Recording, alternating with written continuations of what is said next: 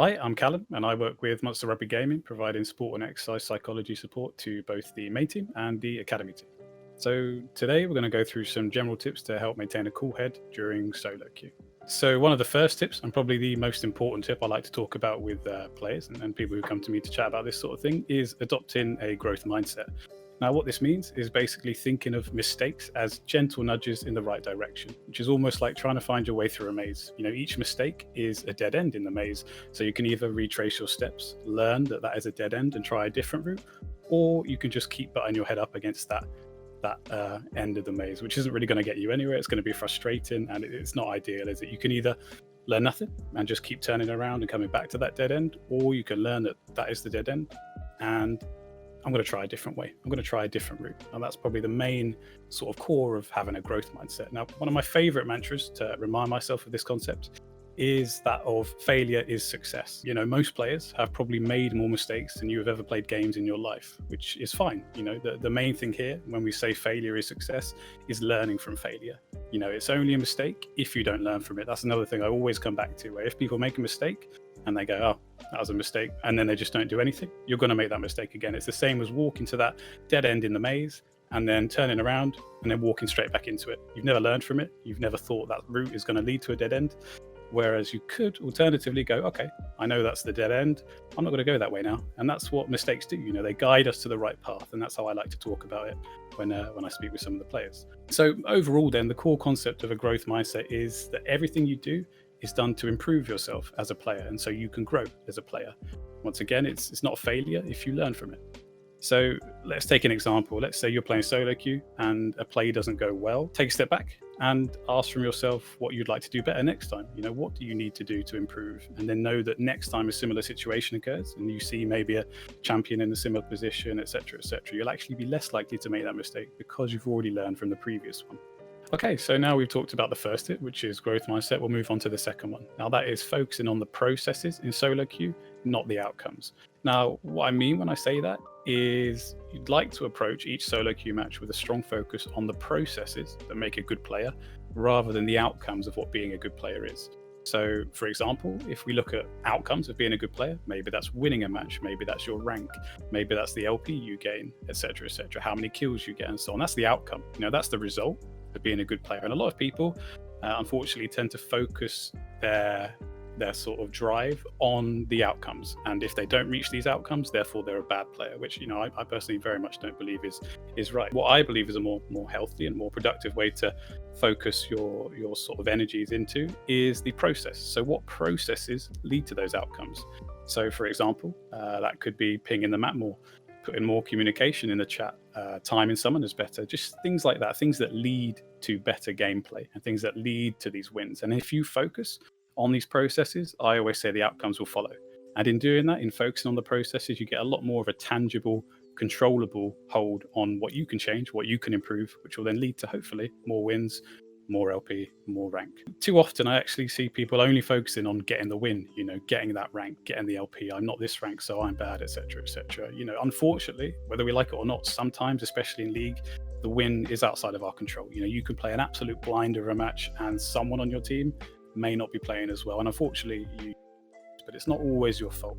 So the question is the question to ask yourself, really, I should say, is what are the processes you need to engage in to do well so the win follows? That maybe in your role that's different. If you're a support, different to a jungle. Obviously, we all have our own processes, but that's a question for you to answer. What processes can you focus on in your solo queue game to improve and then bring those wins, bring those outcomes down the line? And some of the other processes that we often talk about are things like always learning, always being learning, setting yourself some goals, getting some good sleep, staying calm in match, helping your team by pinging things and communicating more, like we said earlier. Those are all examples of processes which may lead to wins, rather than just saying, I want to win more or I want to get a higher rank. That's my goal. You have to go, well, how are you going to get there? What processes lead you to that? So once again, I'll just round that off. If you focus on the processes, the outcomes will follow. So now we've talked about the process, not the outcome focus. That leads me into the third tip, which is an absolute classic: setting personal goals. Now, when I say personal goals, I mean, go into each solo queue with a goal that you're working towards, rather than just saying, like we said earlier, I want to win, want to go up in rank, I want to gain elo, etc., etc. Don't grind with no goal or purpose, because unfortunately you're probably going to lose some, you're going to win some, but you've got no goal, you've got nothing you're working towards there. What's that process you're working towards? So perhaps ask yourself, how are you going to get those wins? How are you going to get that better rank? And then be specific about how you're going to do that. What is it you want to improve? Is it your mechanical skill? If it's your mechanical skill, what about your mechanical skill is it that you're looking to improve?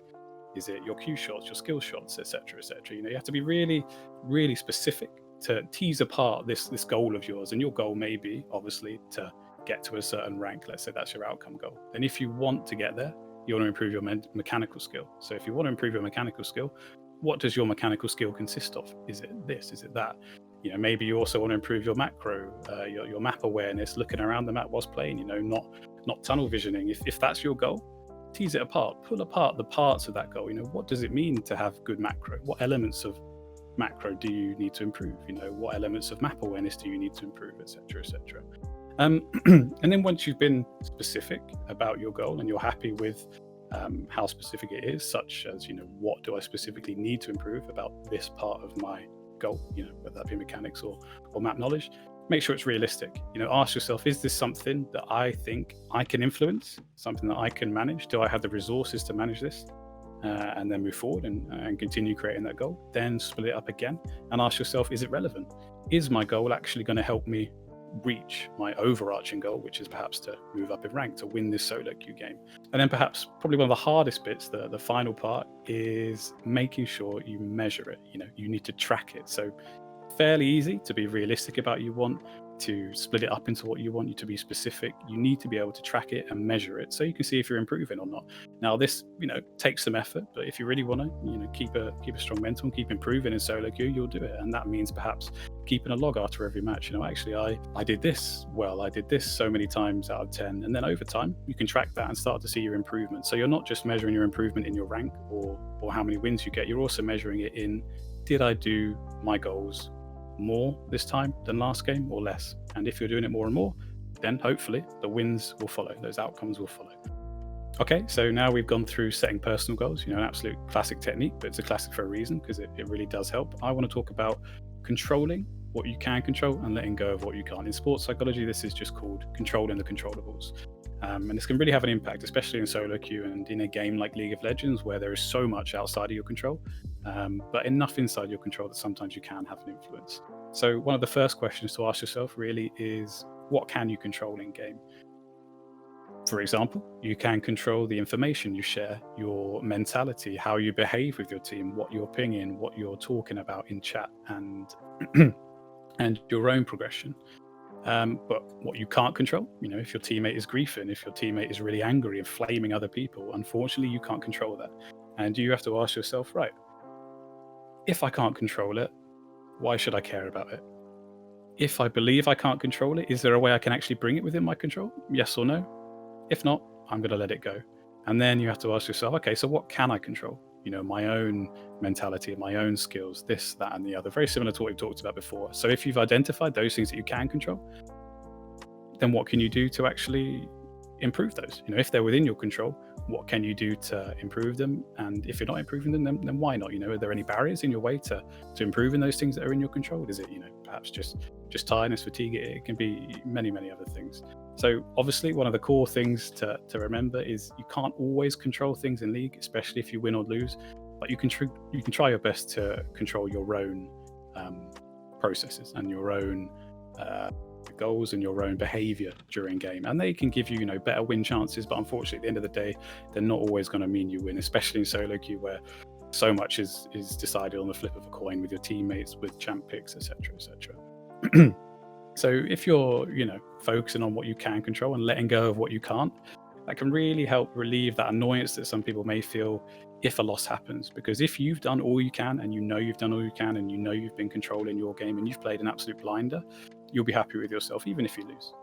Whereas if you're focusing only on the win, even if you play an absolute blinder, and you still lose, you'll still be disappointed, no matter if that was out of your control or not. So it's really important to bring the things that you can control closer to you, within your control them. And those things that are outside your control, like teammates' attitude, like teammates' emotions, let go of it. If it's not useful, just got to let go of it. Just to reiterate, let's take an example. Your teammate is making loads of mistakes in game and flaming other people. It's never their fault. It's always someone else's fault. Is being annoyed at them useful? Will it change anything? And can you control their emotions? In all likelihood, you can't.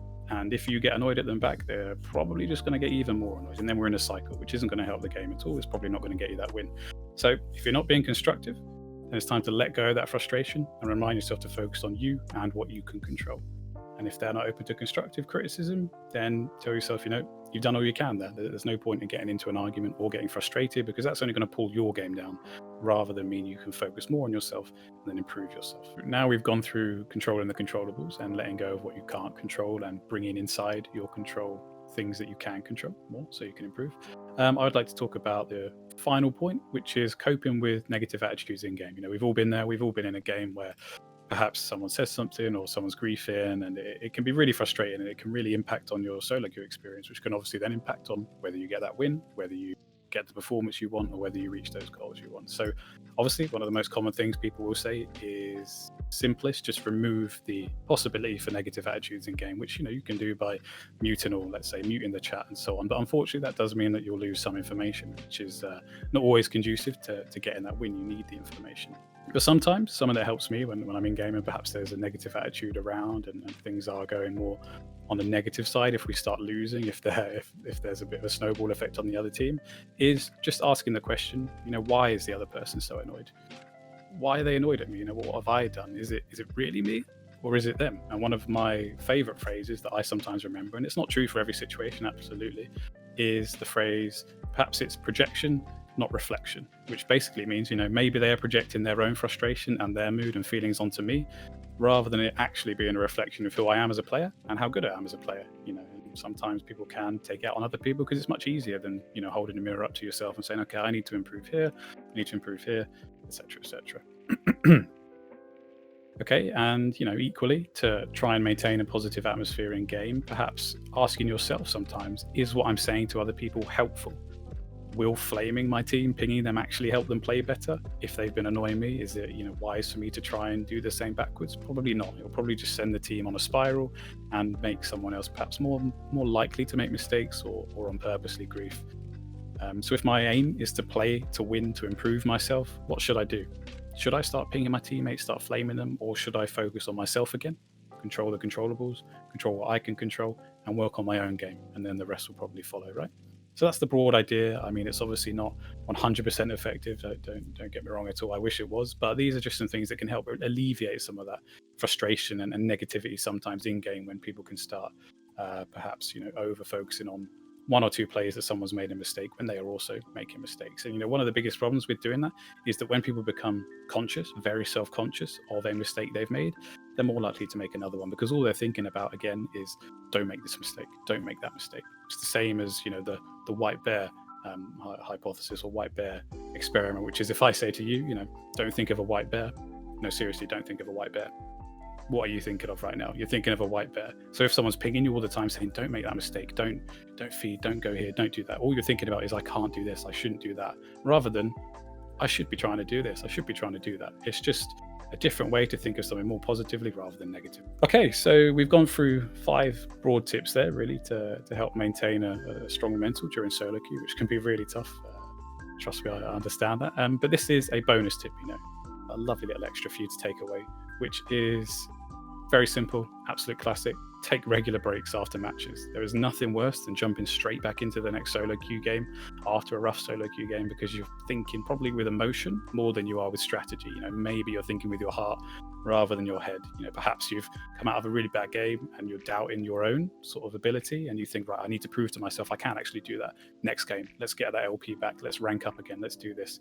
Which, whilst understandable, is probably not the most productive thing if your goal is to improve in rank, improve your solo queue. Take a step back, take a breather. League games are really mentally quite taxing. There are so many different parts. I often like to compare it to perhaps playing chess, but the chessboard is spinning all the time. It's changing size. New chess pieces are being added every few months, etc., etc. There's so many things to learn. It's so complex. This can be so tiring for your mind. And some games can go on for upwards of 40 minutes sometimes, which, think about concentrating on anything for 40 minutes. Even if you really enjoy it, it can be really draining. So one of the best things you can do, take a step back, have a break away from the PC, get away from the screen, perhaps go get some fresh air, have a drink of water, 5 minutes, have a snack, maybe get your energy back up. Entirely up to you on that front. But the important thing is give your mind a little bit of a rest, so then you can come back with a fresh mindset, with a fresh start, and you're ready to play the next match. You'll be more level-headed again, rather than either trying to make up for the last match or trying to keep that win streak going. If you bring yourself back to a sort of measured middle ground, and then you're ready to play, it can sometimes be really helpful. There you go. That's 5 tips and an extra bonus tip. Really just some very basic stuff to try and help maintain that mental side of things in solo queue, which can be tough, as we've said before. So yeah, if you'd like to know more, then feel free to message me. I think my details are on screen at the moment. They should be underneath me, abbottsportpsy@gmail.com, or via Twitter at abbottsportpsy as well. I hope today's been interesting for you, and I will see you around.